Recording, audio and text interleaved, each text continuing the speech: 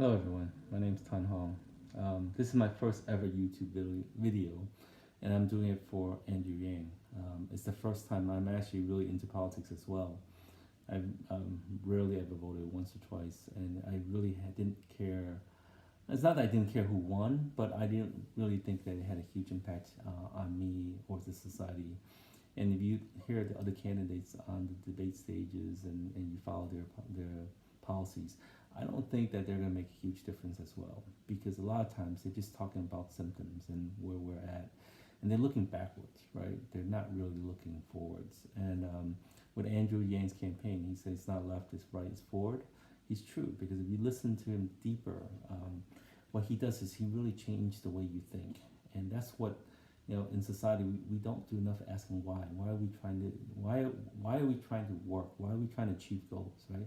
It's about better benefiting the society, making people happier, our lives more meaningful, and that's not through a lot of the policies that people are talking about. And when you look at Andrew and what he's talking about, and you really listen into the theme of the messages, it resonates, and it's much deeper than people actually know, because what he's talking about, the UBI, the $1,000 a month, is for people who rely on it, the who's living paycheck to paycheck.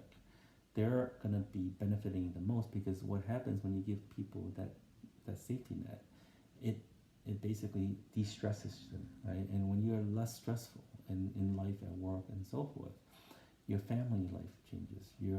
You're more present at home. You have better relationships with your spouse, with your kids, and that's just, if everyone does that, it just resonates within the society. It makes us better people.